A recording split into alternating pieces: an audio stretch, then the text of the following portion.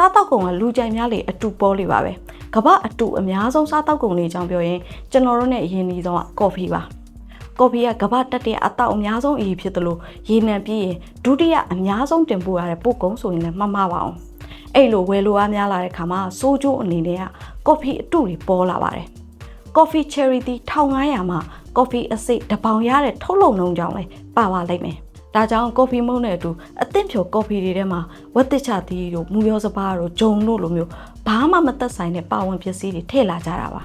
ဒါပေမဲ့အားလုံးကိုတော့အတူလို့ပြောလို့မရပါဘူးအခုချိန်ထိအည်သွေးထိန်းထားတဲ့ကုမ္ပဏီတွေလည်းရှိပါသေးတယ်နောက်တစ်ခုကပြားရည်ပါတကဘာလုံးတိုင်းတာနဲ့ဆိုရင်ဝယ်လိုအားကိုကမ်းပြီးအောင်ပြားရ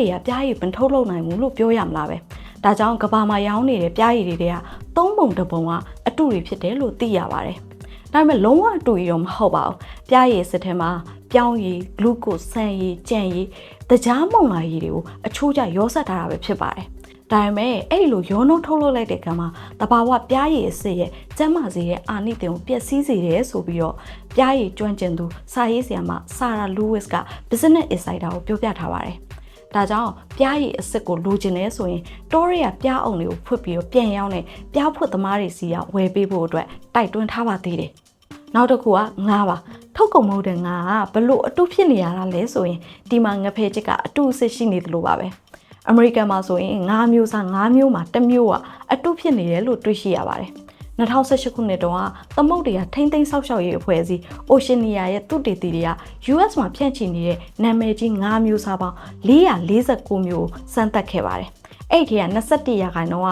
တစိ့ကတ်ထားတဲ့၅မျိုးစားနဲ့တလွဲစီဖြစ်နေတယ်။ပြီးတော့ငါးဖြန့်ချီရဲ့အသေးစားလုပ်ငန်း၃ခုမှာတစ်ခုနှုန်းက၅မျိုးစားတလွဲတွေကိုရောင်းနေတယ်ဆိုတာတွေ့ရှိခဲ့ရပါတယ်။အတူပေါ်တဲ့တခြားစားတောက်ကုန်တွေဆိုရင်တတိဖြိုရည်နဲ့တန်လွန်စီကထိတ်ဆုံးမှာပါနေပါတယ်အတူပေါ်တဲ့ဆိုလို့ကြောက်မတော့ပါနဲ့တန်စေးလွန်ဘေးဆိုသလိုပါပဲဒီနေ့ကတော့ဒီလောက်ပါပဲနောက်ပိုင်းမှာလည်း fashion media ကိုပြန်လည်မျှဝေပေးပါမယ် Hi Story